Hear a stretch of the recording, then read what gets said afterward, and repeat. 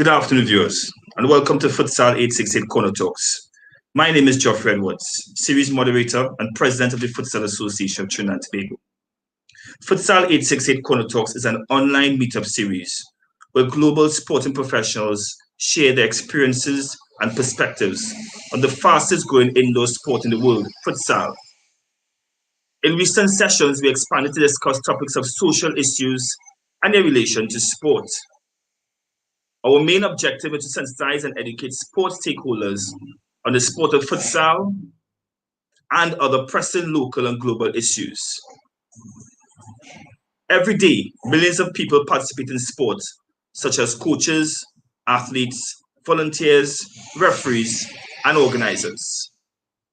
Even in this COVID period, sports still happens. For the majority, this is a positive experience that develops social networks, confidence, skills, and knowledge. For others, the experience is negative.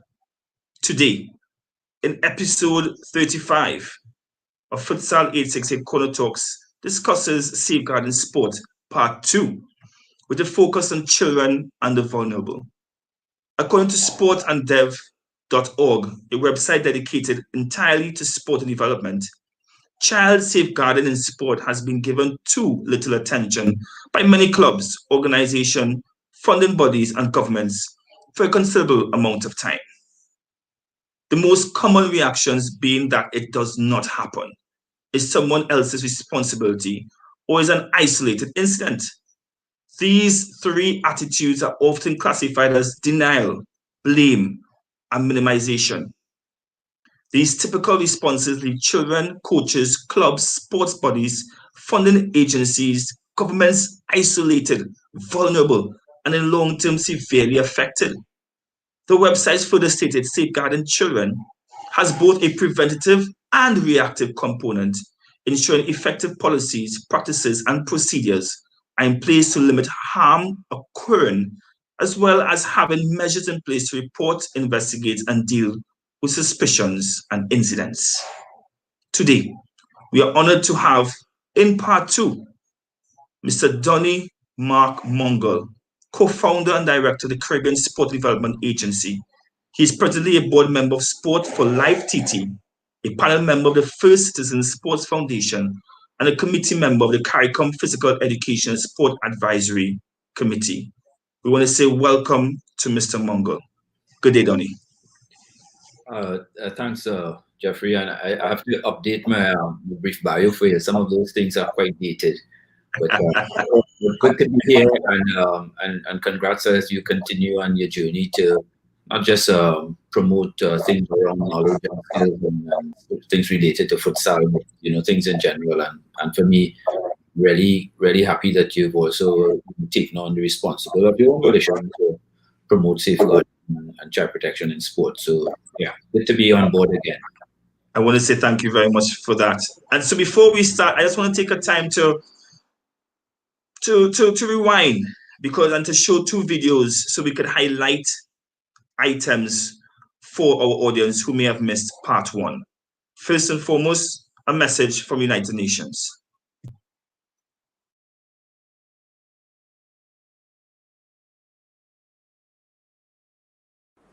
Each year, on August 8th, Safer Sports Day is commemorated. Children have a right to enjoy sports free from all forms of violence and abuse. Keeping children safe in the sports environment is everybody's responsibility, and that includes sports organizations, governments, communities, and parents. With the devastating impact of the COVID-19 pandemic and the different public health measures in place around the world, we are observing the rise in the exposure of children to all forms of violence and abuse. Therefore, now more than ever before, we must recognize the increased importance of strong safeguarding measures and the role that sports governing bodies can play in keeping children safe from harm and abuse.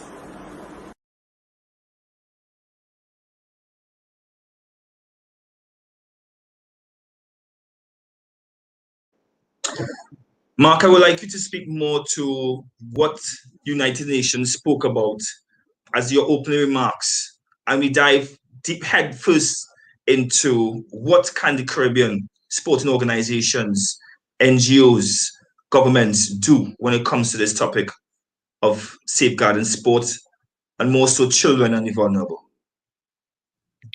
Thanks, Geoffrey. Well, just to reference a couple of things. One is that what the special rapporteur referenced there on a Safer Sports Day was part of a global project that we were part of. Our region was a part of. In fact, we collaborated with CONCACAF on that day. Well, not on the exact day itself, but around that day to bring together the region. And that, remember, when we talk about CONCACAF, we're talking about 41 countries. We had the participation of CONCACAF President and Secretary General, and led and supported by the head of their development, Jason Roberts. And on that day, we were able to bring together a good group of presenters from the region, representing grassroots football, representing sport and development, representing women's football as well, to share with the wider audience, which included not just football representatives, but also government reps and other sports representatives from other sporting bodies, to begin to raise greater awareness around making sports safer for children. And at the end of that, we did also invite individuals and organizations to take that pledge. And that's something that I'm very pleased to see that you've also taken up and encouraging. We also referenced some of the information from the Sport and Development website, and really important that and this is not new, but that from what you would have shared, that not enough is being done, not enough resources being allocated, very weak commitment from key stakeholders, including government agencies, some governing bodies for sport and so on, and others who are responsible. And then that idea that it's not our responsibility. So some agencies saying, well, safeguarding children in sport is not for us, that is for a children's authority or somebody else. And all of those things collectively made it and continues to make it challenging for us to move forward this agenda. And our commitment, of course, and the reason why we are supporting this agenda is because we know that, as you said in your opening remarks, although the majority of children enjoy positive experiences in their sport participation, there are several children, sadly, over the years and continuing, who have experienced horrific experiences that would have created great harm in their lives and led to all sorts of difficulties. So we have a commitment to continue to protect this, the integrity of our sport as well. And so by putting things in place to make sport safer for children and to protect them from harm, not only are we better providing an opportunity for children to benefit from the positive experiences of sport, but we're also protecting the integrity of our sector, of this sports sector, because as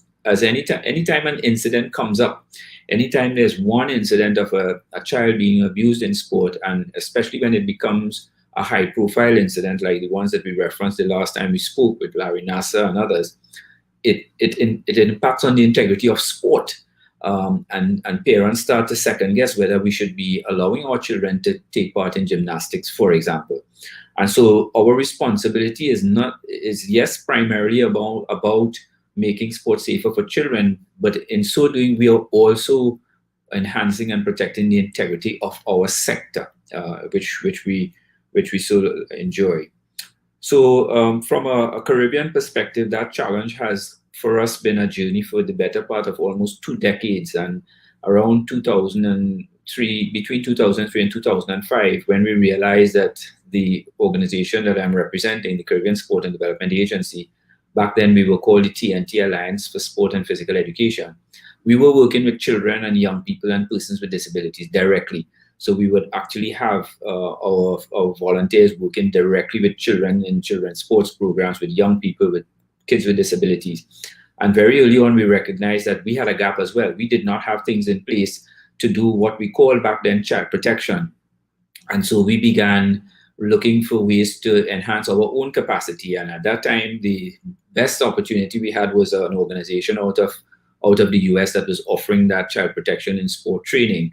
And so I headed off to Florida to do that. That was my first introduction to safeguarding and protection of children in sport.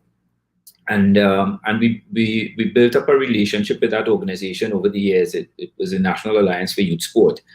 And the challenge for us was that in building a relationship with them, well, on the one hand, we benefited from their experiences and their materials. And so when we came back to the Caribbean, when we came back here to our home in Trinidad, if we had to do a safeguarding child protection in sport workshop for, let's say, the Volleyball Federation, the National Alliance for Youth Sport out of the US will send down videos and send down all of the materials, and we would then use that to facilitate a workshop for coaches. We'd stick the video in, and we'd have the coaches listen to an American voice sitting in an armchair, literally talking to them about making sports safer for children. And then we do some practical activities, some Q&A, and we'd come back and stick the video in again, and so on.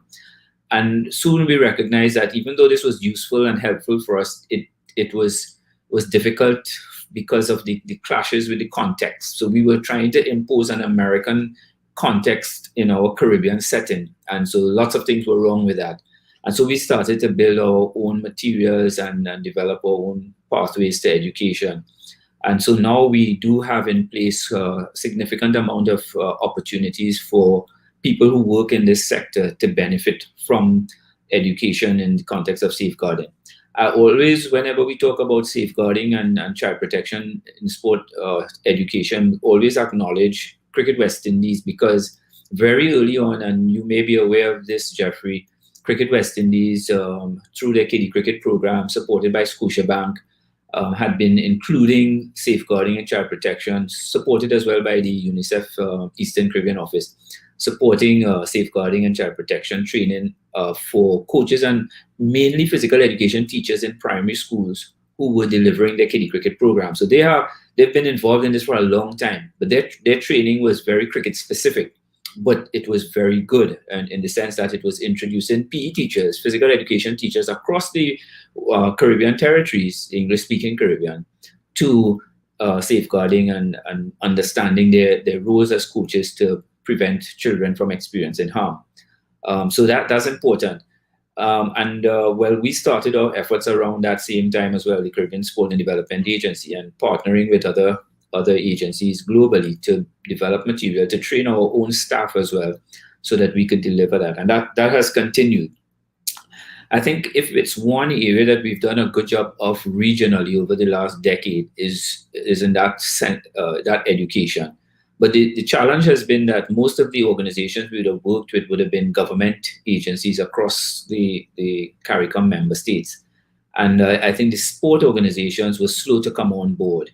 In more recent years, they have been coming on board, and I think mainly because the big players have finally themselves come on board. So now we see FIFA, for example, on board, and was it last year, I think, or year before, they launched FIFA Guardian, so which is brand new. I think I would have sent you a little clip with that. And so now we have IOC as well coming on board a couple of years ago as well with their IOC toolkit for safeguarding children in sport. And so we now have the big players, and I guess when the big players get involved, the others tend to follow. So even though we've been doing this for 2 decades, because we are a small organization and a lot of the partners that we had were themselves not influential as the FIFAs and the IOCs, we didn't have, and just by the way, those organizations were aware of the work that we had been doing and had supported the work, but they did not take on leadership roles as they have been in more recent times. And I think that has been changing the landscape for us. So what happens, and it's in fact one of the things that I've been lobbying for, if IOC, for example, and FIFA say, as a member association, if you want to benefit from our development funding and to be able to participate in our competitions, etc., you have to do safeguarding training, then everybody would be doing it. And I think we're moving in that direction. So from a regional perspective, that continues, and I think we offer a very basic. Last year, we as a global community came together, the safeguarding community. We met in Trinidad, incidentally, and again, good representation from UNICEF, from FIFA. The head of FIFA safeguarding was here. We had good representation from the IOC, etc. And we we spent an entire week in Trinidad going through all of the materials that different organizations were using for their safeguarding education. And we essentially kind of agreed that these are the core areas that we must cover. And it included things like understanding the terminology. So again, simple things like safeguarding and child protection, still a gray area. And in fact, we agreed in that working group to focus less on the terms and more on the concept. So it's almost like a back to front concept, because we say child protection is what you do after. Child protection is the response when children are experiencing harm or are at risk. Safeguarding is what we do to prevent. But child protection seems to be like a more preventative term. So the language is a little confusing. And the important thing for us to understand when we do those workshops is that we explain to the participants that we all, as coaches and those working in the sports sector, we are not child protection experts. So we don't have the expertise nor the credentials to intervene when there is a case to do investigations and to respond to the matters, etc. Our responsibility, though, is to safeguard, to put things in place to prevent the harm as best as we could. And so everybody has that responsibility. But if something does happen, you and I are not child protection experts. So we have to call the child protection experts to say, hey, there's a case here of a child being abused. We need you to come in and intervene. And then whether it's the Children's Authority or UNICEF or another child protection expert, they come in and they take the case and manage the case and respond to it. That's not our responsibility. But just as the report you reference from the Sport and Development platform should suggest, people like to shirk their responsibility. And so we always say that everybody, governments, sport organizations, child protection agencies, everybody, coaches, volunteers, etc., we all have an individual and collective responsibility to safeguard our children who are coming to participate in our sports programs. As you mentioned, individual, you would have sent us to put up on the screen individual criteria. Yeah. For which I'm going to put up on the screen. I would like you to speak more to it, please. One of the things that we developed over the years was this concept that we call, as the little brand suggests, a safe stamp. It's something that we developed in around 2013, 2014. And again, it was addressing a gap in the system. So we were doing, as we continue to do, we were doing education. And we'll talk about the international safeguards in a little bit. But we weren't doing anything that was making it mandatory for people to take part in the education, etc. And so even though we were saying, look, you need to have your safeguarding policy and you need to have a code of conduct, etc., there was nothing. This is, by the way, this is the criteria, even though it says individual here, this is actually the one for organization. So the label is wrong. I apologize if maybe I sent the wrong label. So, but I'll address the one that you have on the screen. So we were saying to organizations then that if you want to be working with children in sport, these are things that you should have as a minimum standard. As a minimum standard, you should have a safeguarding policy.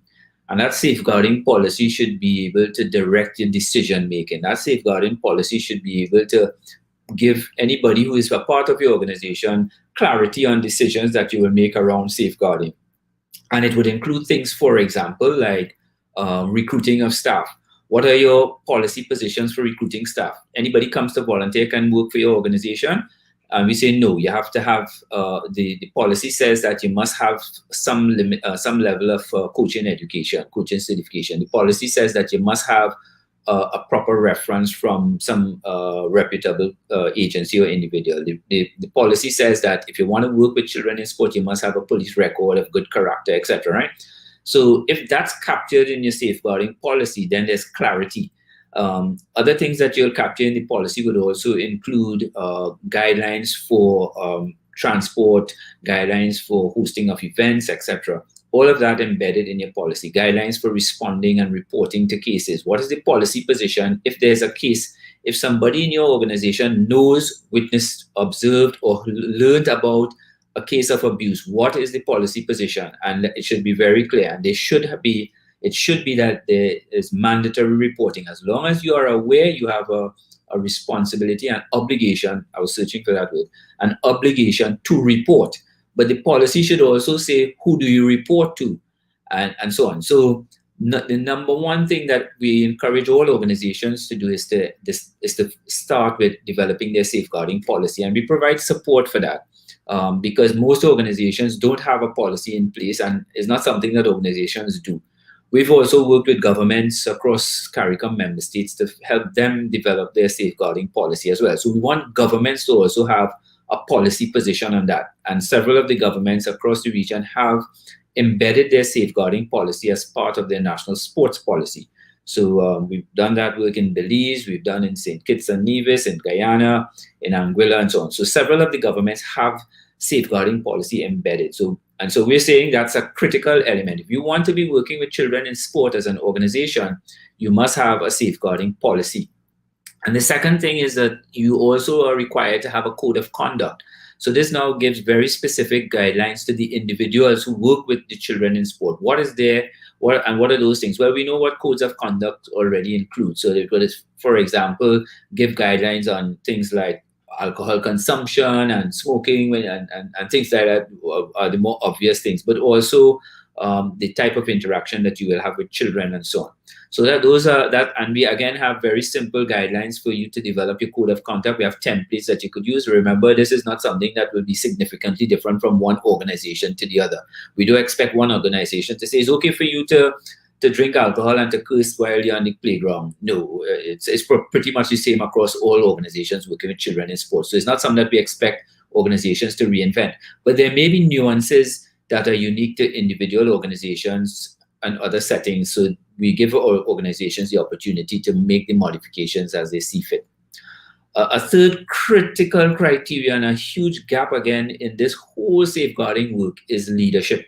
And so what we have recommended, and again, FIFA has now also endorsed this, and they are working towards developing curriculum for the training of designated safeguarding leaders. We've been doing that for several years, and so we've already delivered designated safeguarding leadership training across the region. But what we're saying is that if you have an organization working with children in sport, you need to identify somebody in that organization, someone in that organization who is the designated safeguarding lead.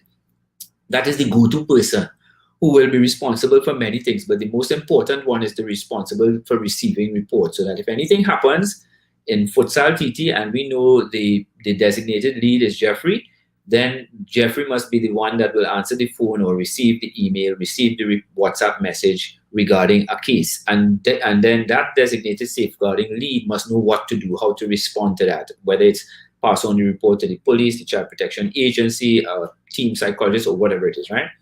But that designated safeguarding lead is also responsible for promoting a culture of safeguarding of children and prevention of harm across the organization. So that, consider, for example, that designated safeguarding lead should sit in an interview for any new staff, for example. That designated safeguarding lead should be doing advocacy and awareness with parents and athletes so that they know as well more about what they can do to keep themselves safe from harm. So that's the third broad criteria. So you must have your safeguarding policy, you must have a code of conduct, you must identify in your organization a designated safeguarding lead. And then the fourth one is that you should have trained staff. So any organization working with children in sport should have trained and qualified staff. And one of the weaknesses of the sports sector, because even though this is a multi-billion-dollar industry, a lot of the sports activities that are run in schools and communities, particularly in the Caribbean, are run by volunteers. And in that sense, because we kind of starve for support, anybody who wants to volunteer, we say, yeah, come on and help. And so we're saying, listen, if you're coaching children, there's a lot of damage you can do if you're not doing the right things. And so we are saying now, and it's part of us, again, improving the industry, our sector, almost regulating, putting quality assurance in place. You want to come and coach children and young people, first go and do that workshop, introduction to coaching.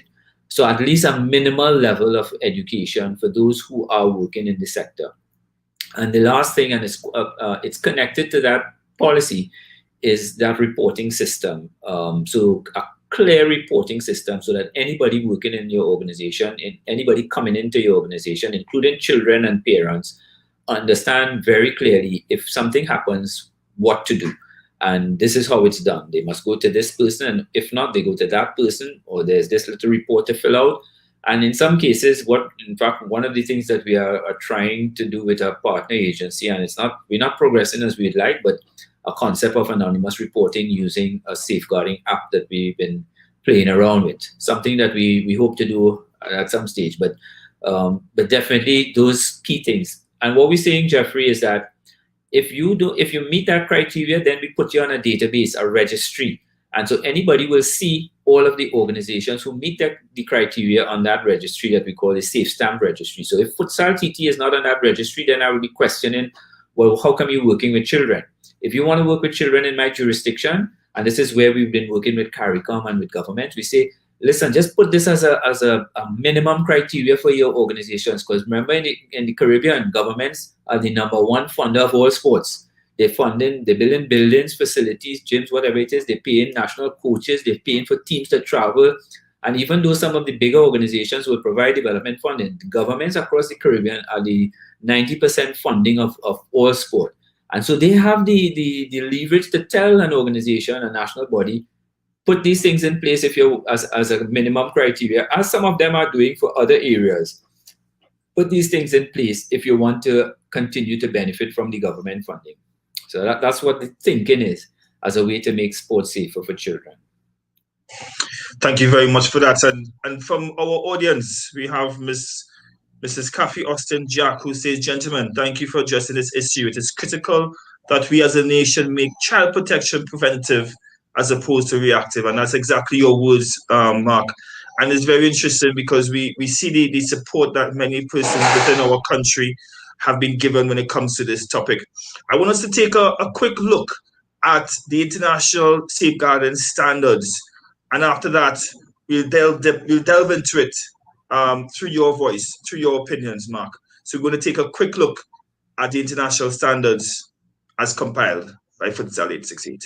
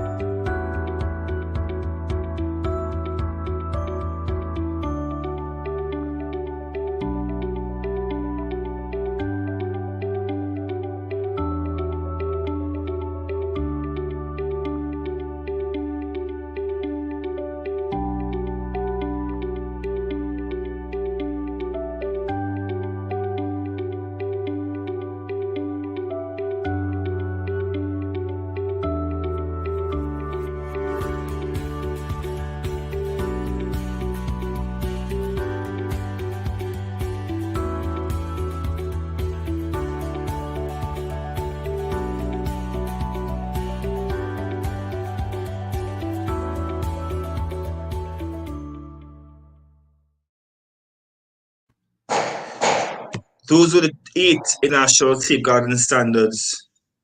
As we ended, take the pledge, which is something that I learned from you when you hosted the CONCACAF safeguarding workshop. I just want to take a time to be able to look at that in terms of some of the partners that your organization, Donny, have been with. And then after, we'll speak to those 8 standards. The floor is yours after that. Please do share with us what we are seeing here. What are we doing before we move on to these standards? Yeah, I mentioned to you that our safeguarding journey started way back in 2000. 2004 thereabouts, so some good, almost 2 decades ago. And it's important because people are now jumping on board, and I don't mean that in a bad way. I should say they're now coming on board, and everybody's at a different phase in their safeguarding journey. And we're happy that more organizations are coming on board. But I think it's always also important for us to recognize the work and the efforts of other organizations, particularly in our region, that have been supporting the safeguarding journey. And so the up on the top left there is the IOC work. So that's a toolkit that's been around for a few years as well. Those efforts led by colleagues Susan Greenwich and Kirsty, I think Kirsty Barrows, I think it's her surname. And then we have the international safeguards that you just referenced. Those safeguards, interesting that you use the word standards, because when we started that, and those safeguards, the development of those safeguards started around the periphery of London, 2012. We met in London, 9 of us all together, of organizations that is, to begin the idea of developing. At that time, we referred to it as standards. And I think the first iteration that we had was like about 20-something standards. But we worked over a period of almost 2 years with many other organizations, including sports organizations, international and professional bodies, child protection agencies, funding partners, and so on, grassroots organizations from throughout the world, including right here in the Caribbean, supported by the Oak Foundation. And Brunel University actually did the research of collecting data and piloting the safeguards for us. And in 2014, we formally launched what you shared there, what you're seeing on the screen there, those final 8. They're now available in many different languages as well. And of course, you can get that from the Sport and Dev platform, that you've referenced. The one at the top right there is the FIFA Guardians. And so again, that's relatively new stuff coming out from FIFA and their efforts to help make sports safer. Down at the bottom left, Safe Stamp is the project that the Caribbean Sport and Development Agency has been promoting, using to promote safeguarding in the Caribbean.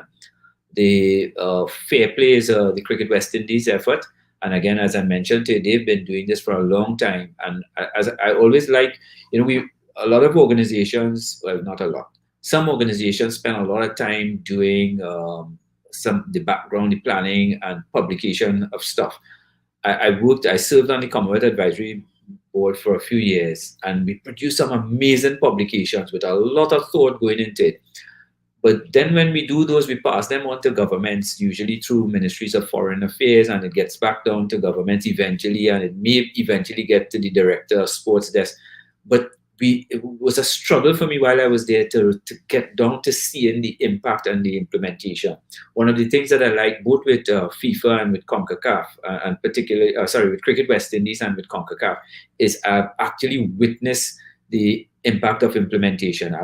I've interacted with many cricket coaches, physical education teachers who benefited from that training, and similarly from the CONCACAF work that we've done over the last 2 years. I've been to the islands and interacted with coaches, and they've shared with me, so I have a good sense that this is having impact.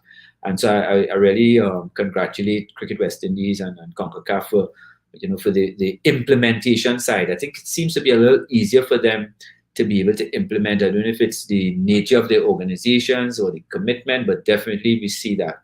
The last one on the bottom right there, Fight for Peace, is an organization that initially started working out of Rio de Janeiro in Brazil. That's hence the Portuguese interpretation, Luta pela Paz. And they use boxing and martial arts to promote peace and conflict resolution and education of young people in very, very, very difficult situations. They work in the favelas, in the infested, gang and gun-infested and drug-infested favelas in Rio. But they've expanded their work globally, and so we've benefited from that in the Caribbean. Several of the Caribbean territories have actually been to Brazil to their academy. I've been there myself, carrying up representatives from some of the islands to coaches and coordinators to benefit from that training. And right now they've been doing it must be a 3-year long project. It might be longer than that, in Jamaica. again, in some difficult scenarios there. And of course, a core part of their work is also safeguarding. So, I share this because sometimes people who are out of the loop think, well, nobody's doing anything about safeguarding and protection of children. There's a lot of work that's been happening for many years. I've been in this swamp, so I could tell you it's a lot of work that's been happening. A lot of it may not have been well funded and well promoted, but there's a lot of work around safeguarding that has been happening. And I think it's important that we recognize the efforts of those represented, and there are others as well, but those are the key agencies that have been supporting work, particularly in the Caribbean region over the last decade or so. So that, I think, important for us to recognize that. Jeffrey, you want me to go on to do the safeguards now? Definitely would like you to continue to do that. And as you rightfully said, as you close that remark, it was important for persons to see that this is not operating in isolation. That is, it's not Mungal and Caribbean Sport Development Agency alone. This is something that is happening regionally, for which we have to pay attention to. But before you speak to that and the international standards, Mark, I just want to highlight another comment made by Miss Melissa Valdez, who said, this is wonderful to see in the sporting industry. Sport is one of the avenues where children are widely exposed, and therefore their safety and protection of significant importance. I want to say thank you very much, Ms. Valdez, for you supporting us and commenting on this important topic, which clearly shows that the ladies are chiming in, Mark, on what's happening. So all is yours as regards to the international standards. And the point that Ms. Valdez makes there is a really important one. You see that there are millions of children globally participate in sport. So the environment is one that can be potentially very beneficial. But if we want to be able to realize those positive benefits from the sport environment and the participation of children, we have to make sure we put things in place to prevent harm. And so, yeah, good. Thanks for the comment as well.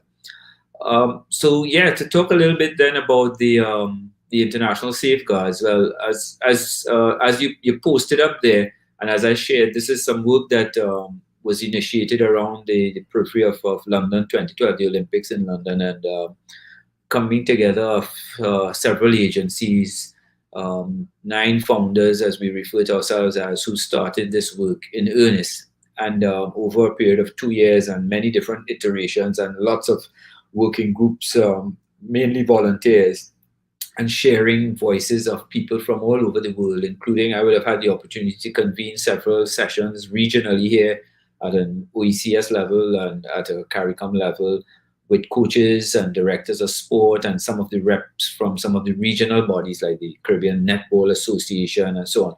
So and I say that to say, because sometimes when we look at safeguards, we might think, well, this international safeguards was developed by somebody in London and they're sending it down to us. The truth is that this has had a really rich level of input from a global level, as I mentioned, from grassroots right up to professional sport, etc., but also geographically. So we've had as much input from Europe and North America as we would have had from the Caribbean and from Africa. I think if it was one area of weakness as we continue to share, it's in the Latin American region. So that's one of the geographical regions that we haven't had as much engagement, but it's something that we are addressing.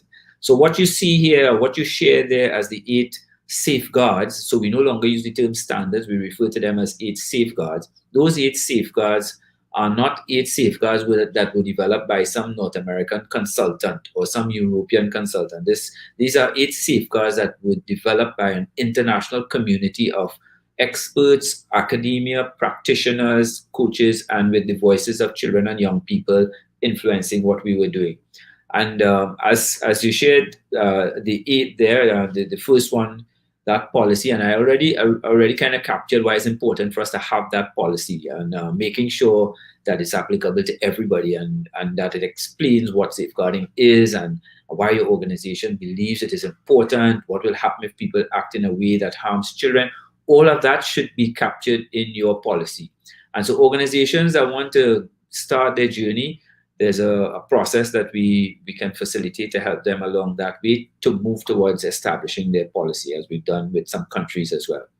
The second safeguard is around knowing what to do if there are concerns about a child. So part of the challenge is that sometimes we're involved in this, but we don't know what to do. So making sure that you know what to do, having procedures for not just reporting, but also responding to be able to address safeguarding concerns in your organization. The third one is around advice and support, and important that we continue to provide advice and support to staff and to participants. And so this might be both internal, or it might be about identifying somebody in your community who has the skills to help.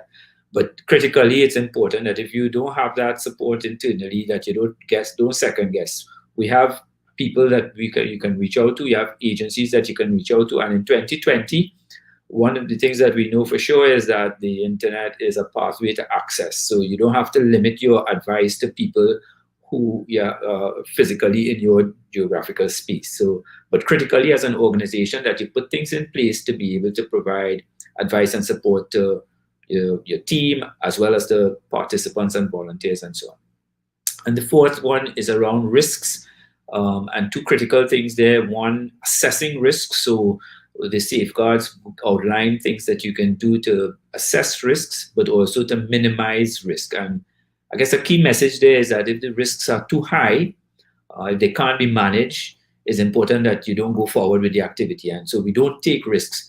And Jeff, not to trivialize this, but if you've been watching the new Tottenham strategy, that's their strategy. So they're not playing a high risk game, but they're not, and because they're not playing a high risk game, even with 10 minutes to go, coach still bringing in defenders. And a team leading 2-0, kind of unusual. But because his focus is not on playing pretty football necessarily, but on making sure that they get their 3 points, or at least that they don't lose. And so that's one of the things that we need to think about as well. So you understand your risk, you assess your risk, and you manage that. And if at a particular point you think that, look, we're not too sure about this, then you should not have that event, or you should not go forward with that particular activity. So being able to assess and to mitigate, minimize risks in your youth sports setting. That's the fourth one. The fifth safeguard, let's see what that fifth safeguard is again. The fifth one is guidelines for behavior. So that's like the code of ethics, and we talked about that as well. Really important that you agree on what is acceptable behavior, what is unacceptable behavior. And remember, this is for all your staff. So this is not just for coaches, this is for all your staff, and in some cases organizations have codes of ethics for their parents as well, and for the athletes as well. So again, that making sure that you have those things in place, the guidelines that tell you that this is what is acceptable and this is what is unacceptable. And as I mentioned before, the obvious things like the alcohol and the smoking and the obscene language, but also things like dress code as well too, what's acceptable, what's not, and so on. And then the sixth one was around recruiting and training and communication. So I talked about that a little bit as well, based on the SafeStamp guidelines. So these are safeguards that tell us how to recruit, how to safely recruit, and how to train your staff, and how to tell people about the work that you do to make sports safer. So it's both recruiting, but also training and communication, all built into that sixth safeguard. The seventh one deals with working with partners. This is a really important one, because sometimes we think, well, okay, we have everything in place for our organization. So Futsal TT, you have your safeguarding policy, all your staff trained, blah, blah, blah. But then you're in a partnership with another body for a particular event. You want to also make sure that the partners who are working with you also share the same values that you do. So this seventh safeguard gives guidelines for working with partners. I can tell you an example of some years ago working with the Australian Sports Commission, and we were managing projects in the region on their behalf. And one of the projects also involved funding for seed projects. So one of an organization, let's say in Suriname, could apply for a small grant for a particular project around, let's say, youth sport leadership, for example.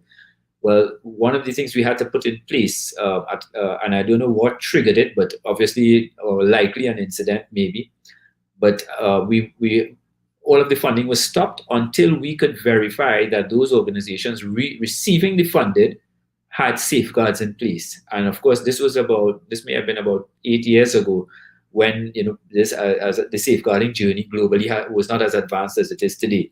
So we had to very hastily now, because we had our things in place, but each of the organizations that we were awarding grant funding to, we had to make sure, verify that they had things in place, or at least that they were working towards putting things in place to safeguard the children in their programs. So critical one, they're working with partners. We often forget about, and we think we do have responsibility for partners, and we say, well, that's not our business. That is that organization. They're doing that part. But as a safeguard, you have a responsibility to ensure that your partners are also on the same wavelength with you and abiding by the same values and so on. And the last one around monitoring and evaluation. So, and that's a kind of basic standard one, and it's one that we neglect, because when in the sports sector, when we're thinking about monitoring, we're thinking only about performance. So we want to be able to talk about how many goals and how many records and how many wins and losses. That's all we're looking at. We're looking at the table. And by the way, the EPL table, if you haven't seen it, have a look at it. It looks pretty good. So we want as well not only to focus on the performance outcomes, but we want you also to focus on the outcomes linked to, and not just safeguarding, but linked to the children and the young people in general. Remember, children and young people are human beings, and as human beings, they have rights. And so our commitment to them is not just about offering them a sport experience to be better athletes. Our experience to children, regardless of what organization you are with, must be to develop the entire child.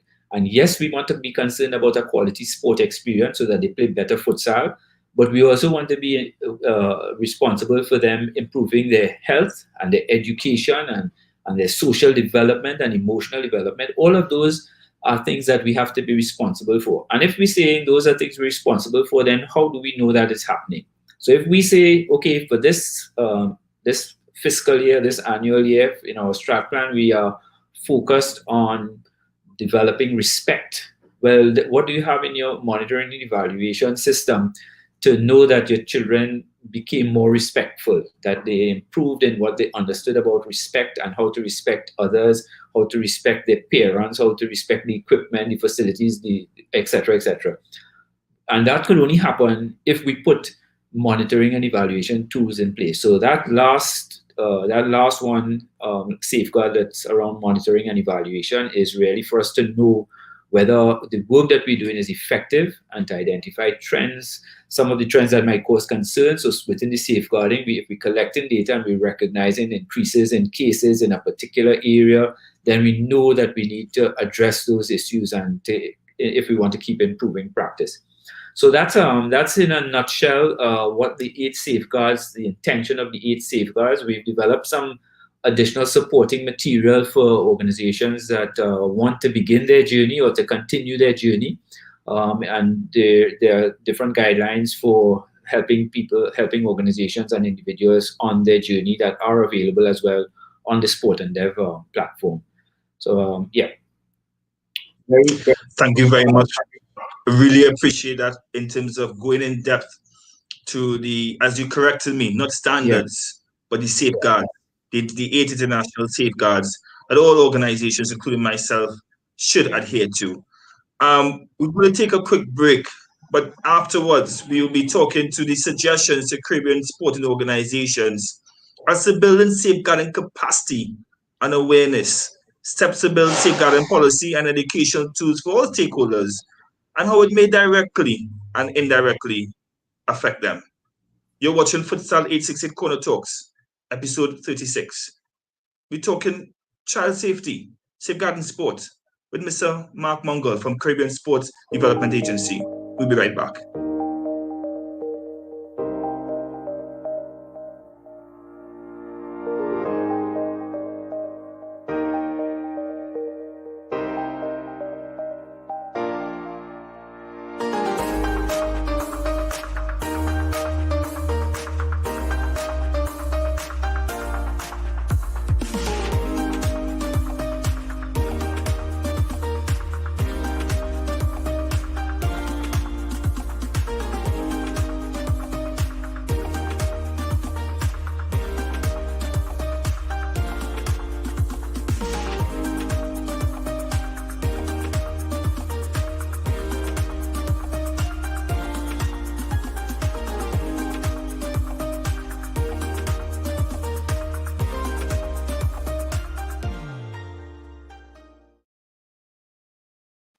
As we keep saying, and you see it on our screen, follow us on social media.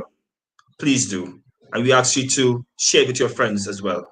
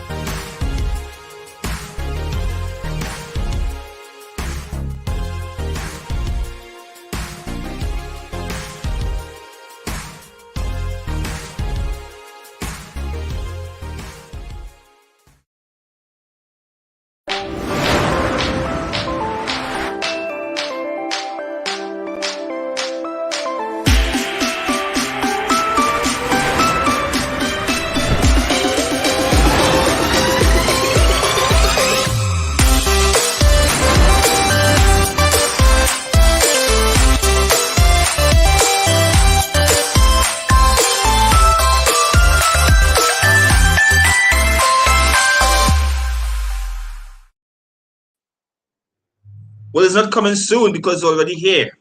Angostura LLB sorrel flavor. It really tastes good. I want to say thank you very much because the t-shirt we are wearing is because of them who supported us at our Footnet event, football tennis held last weekend at St. Mary's College tennis courts in Port of Spain.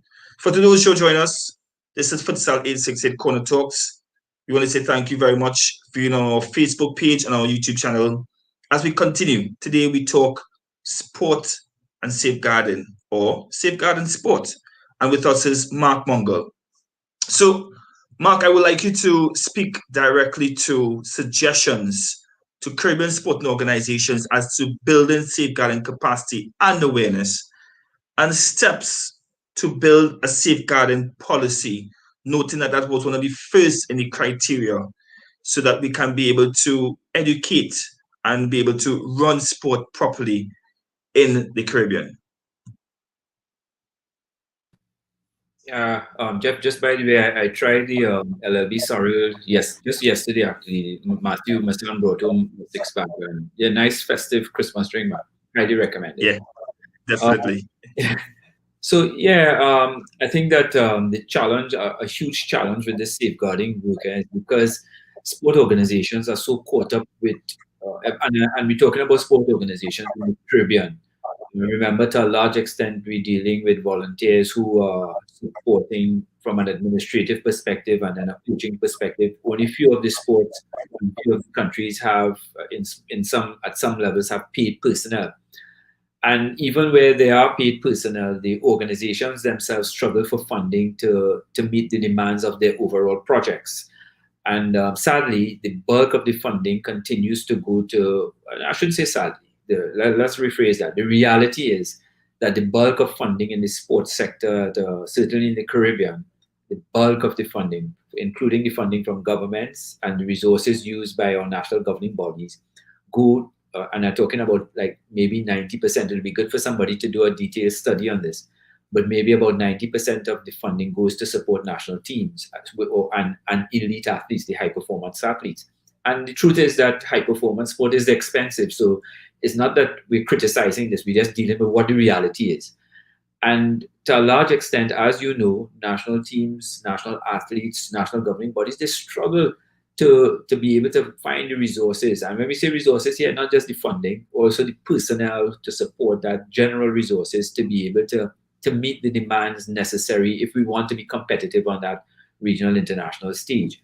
And that's where a lot of the focus is. A lot of people who get involved in sport administration are in it because they want the sports to do well. They want them to excel. And in some ways that ends up competing with the other dimension of sport, the value of sport as a tool for development.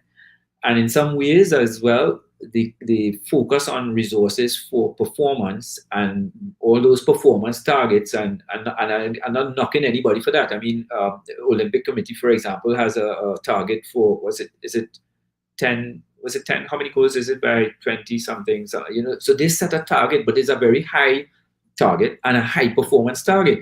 It's not linked to performance it's not linked to participation. It's not linked to improvement and development of children and young people and opportunities for them. And so so the sports sector is already skewed in that way. And now you're saying that we have to take the limited resources that we have to do safeguarding and child protection. That's crazy. So that's where the dilemma is, right? And I think part of our responsibility then, and this has been our challenge over the last 2 decades as we try to introduce this, and I've had the conversations with some of the representatives of national Olympic committees in the region as well. And the earlier days, a lot of difficulty. That the governments were more responsive, although less reacting to or to moving towards implement, but at least they were more responsive to the conversation. The National Olympic Committees were not as interested. They were concerned about getting athletes to Commonwealth Games, getting athletes to the Olympic Games, and so on. But now they're coming around. Now our National Olympic Committee now is heavily invested. In fact, I think next week, or is it this Wednesday or Thursday, I'm doing a safeguarding workshop it's a collaboration with the National Olympic Committee and the Ministry of Sport.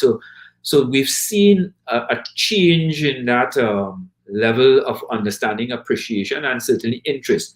And so that is really a positive in the context of if I were a child, feeling better about the possibilities that are less risk for me to be able to participate and enjoy the benefits of sport participation. So we're recommending, as per the slide that you showed there with the criteria for organizations, we are recommending one of the things is policy. And that safeguarding policy is important for all of the things that we shared when we discussed the safeguards as well. But the truth is that policy does not stand alone. And so having the policy is one thing, but if you have the policy and you don't have education, if you have the policy and you don't have good leadership, if you have the policy and you don't have procedures and a system for implementation, then the policy is just a document that you tick the box and you say, well, yes, we have ours, tick box it in a folder, look it on that shelf, they're collecting dust. And so when we talk about policy, we must be really careful that this is not a paper policy. This is not just a document. This is a part of a puzzle. And on its own, the policy is a very important piece of that sport ecosystem puzzle, if you wish. But for successful implementation, it has to be supported by, as I mentioned, strong leadership, supported by quality personnel who have the education, who have the capacity based on their role. Because remember, different people have different roles in different places. I talked about the designated safeguarding lead, but what about the Secretary General? What about the communications officer? What's the role in context of safeguarding of the president? And so all of those roles, and then supported by established procedures, operating within some sort of a streamlined system of where everything is interconnected. And that was what we were trying to do with the Safe Stamp and develop that registry. So as we, I know we are pressed for time, we're down to the hour here, but if an organization is interested in beginning their journey, and look at it like that, this is not something that you're either on or off. This is you have everybody's at a different level, and we don't want to push people away. And so our approach is come on, let's work with you to help you along your journey. And that's first step, if you wish, is preparing. And that in that preparation phase, we recommend before you even develop policy that you start by raising awareness. Let me take a mouthful there. That you start by raising awareness, because you jump into policy and people don't even know what you're talking about. You start by shooting yourself in the foot. If before you start to develop your policy, begin that process of awareness, and that's one of the things that we've been doing a lot of, create awareness, and not just awareness about safeguarding, awareness for the need. Let people in your organization understand, this is something that we actually need. That's not something that would be nice to have. This is something that we need to have. And that then puts your organization into a position where people recognize, okay, yeah, we need this, so let's work together on this policy. So that's a good starting point. I would have shared with you a clip, one of the images with Cleo, our own Olympian Cleopatra, from Commonwealth Games. That was Glasgow in 2014. I was doing there some work. I actually carried my wife. She was volunteering to help as well, doing a safeguarding awareness campaign. So we were at the Games Village. And this was all funded, by the way, by Caribbean Sport and Development Agency. We invested in some banners, some huge flyer banners. We have 4 of them that we've by the way, reused in many other spaces. We got an organization to donate 6 little Samsung tablets. Well, this back in 2014, they were a little more valuable than they are now. But we use those as to do interactive quizzes. So we set up ourselves in the games village, and as coaches and athletes and managers passed through the games village, we interacted with them, gave them the little tablet to do the quiz, which was kind of interactive. The quiz was just to provoke their thinking about safeguarding, not to really test them, but it did provoke their thinking. And at the end of the little conversation with them, they signed on a little card, making their own commitment to make sports safer for children. It was a nice campaign for us because we were working with some young people out of Scotland as well, and doing social media stuff. But what it was doing was creating awareness. And so we're saying that's a low hanging fruit to do. And that's one that we're happy to share the model for how you could do that in your organization as a start. I've recommended to some of our national governing bodies, every time you have a sport program, especially if it's a youth sport program, intercol football, for example, national primary school, secondary school track and field, let's set up a little area that we could do some awareness and campaigning, but in an interactive way, that children, young people, teachers, coaches, parents could interact and understand more about what we're talking about when we're talking about safeguarding and protection of children in sport. Remember, as we said earlier, this is not the responsibility of the Child Protection Agency. This is not the responsibility of the sport bodies. Everybody's responsibility. Therefore, we need to create this awareness among the entire population. So, beginning of the journey, as an organization, start to raise awareness, and particularly awareness of the need to safeguard children in your organization. And so that's the first step. I think the second step is then a kind of reflection of where you are at. Where is your organization? Where are you now in the context of safeguarding? And we have used an audit tool. It's a self-audit tool. And again, that's available in the public domain. I can share that with you as well, Geoffrey. Sometimes we pass it to the organization as an online tool that they can fill out themselves around the safeguards. And essentially what it does is it tells you, okay, in this first safeguard number 1, policy, have you done anything? Have you done nothing? Or are you halfway there or something like that? So it's like 3 different levels, I think, or maybe 5. And so it says where you are for each of the safeguards, but it breaks it down into more detail as well. And at the end of that, you can then get, it's like a good scan of your organization to say where you are at. And it then tells you, well, okay, this is where you're at. What are the areas that you want to work on? What are the areas that need to be worked on now? And so it gives you a guide to say, well, oh, you already have a code of ethics in place, so that's done. Or you have a code of ethics, but it needs to be tweaked. So, it then tells, so for every area and sub-area of the safeguards, it tells you where you are at, and then gives you an idea of how to prioritize your next step, essentially. And just think about linking this to your monitoring and evaluation, right? So you start by assessing. So it's almost like you're collecting your baseline data, and then you start your journey, and along that journey you're collecting, and then by the end of that journey you will hopefully meet all of the safeguards. So step 1, I say, start by preparing, and that preparation is creating awareness for the need. Step 2, do that assessment, that reflection of where you are as an organization. And ideally, when we do this audit, we usually do it with a small group, sometimes just about 5, but that you have representation from administration, from coaching, from athlete, from volunteer parents. So there's a nice little mix there. And so they all work as a group to complete the audit. Sometimes if it's the administrator completing the audit, it tends to be biased in a particular way. When it's the athlete completing the audit, it tends to be biased sometimes in the other way. When you have a group of people, key stakeholders from the organization working on it together, you get a more objective and realistic perspective of where you are at. And now that you know where you're at, now you start by prioritizing. And I emphasize that you maintain that you are on a journey.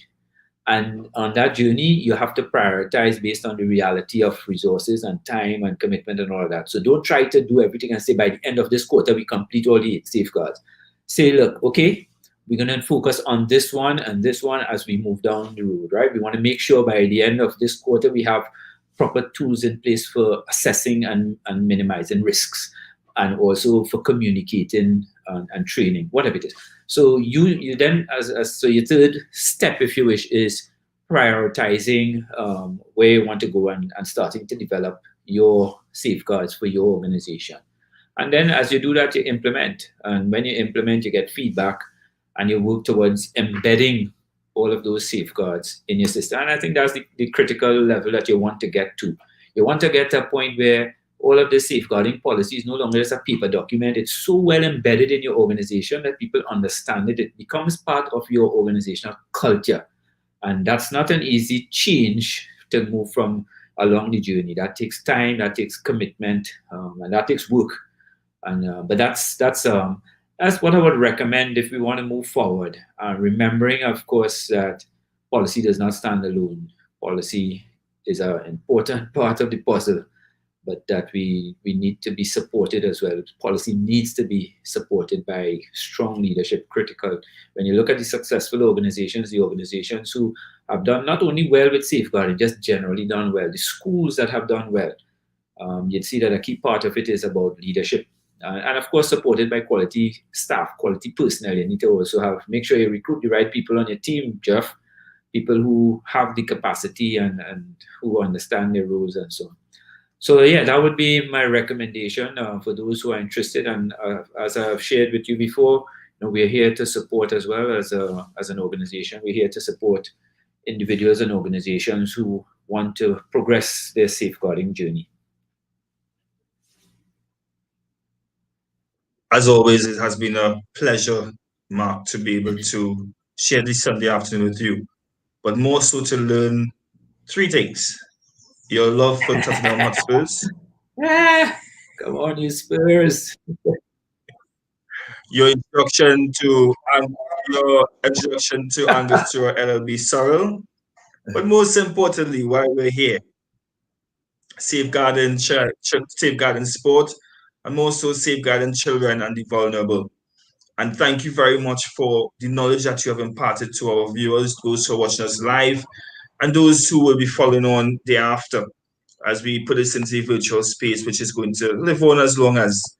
And we want to say thank you very much. And we leave you with the closing remarks, Mark, if there are any from your side. Well, again, kudos to you, Jeffrey, and to your team for the work that you've been doing, not just in terms of the development of futsal, but of sport. And I'm really pleased that you, not as another colleague out of Jamaica, we talked about him earlier on, also not just a commitment to one-off efforts, but a really commitment. You had your team to take part in a workshop that we did sometime earlier this year, I think it was last year, and you've continued as well. And I know that it's not something that you're just treating with superficially, and I commend you for that, and I'll commit to continuing to support your efforts.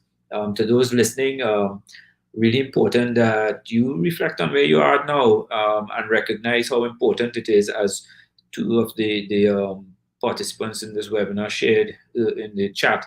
That's really important to recognize that sport is not something that is unique to a small percentage of our population. It's millions of children worldwide participating, and therefore millions of children worldwide who have the opportunity to benefit from sport, to benefit from all dimensions of it, including their sport performance, their athletic performance, but also the contribution to their cognitive health, to their general education, to their well-being, to their social and emotional health. And so, but those things could only happen if we make sure that if we put things in place to ensure that experience is a positive experience, and an experience and an environment that is free from harm. And so we urge all of you to come on board and remember that safeguarding children in sport is everybody's responsibility. Thanks a lot, Joe, for having me on, and we keep in touch. Most definitely, and wishing you and your family God's richest blessings, and have a great week. I know that you had a hectic one before, and it may be hectic until Christmas, including the house cleaning. So have a good one, and all the best. All right, thanks very much, Mark. Cheers. Bye-bye. So that was Mr. Mark Mungal, the director and co-founder of Caribbean Sports and Development Agency. I call him Uncle Mark, Uncle Donny, a very true supporter of Futsal868 and Geoffrey Edwards, and I must thank him as always for being a part of this journey that is. as we always end the show, and we will continue to do it, is put to deal with the topic of racism, something that is very true to our hearts, and we will continue to speak out and speak up about it. So as always, racism ends with me. It is our responsibility to commit to making a positive difference in our society. Listen, read, and be a standing voice against discrimination and injustices. I am Yannick Quintal. I am Joash Webb. I am Neil Pro. I am Kevin Usman. I am Safia Sylvester, and racism ends with me.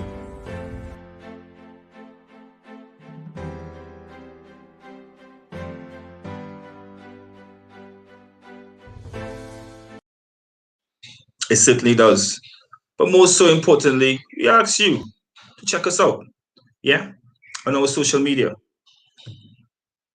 Facebook, YouTube, and Instagram. Please do. Like, share, follow. And we'll see you again next week. You will be watching Futsal868 Corner Talks on another beautiful Sunday. We'll see you next week where we visit England for part 2 of Futsal in England. Do have a blessed week and a wonderful afternoon. Bye-bye.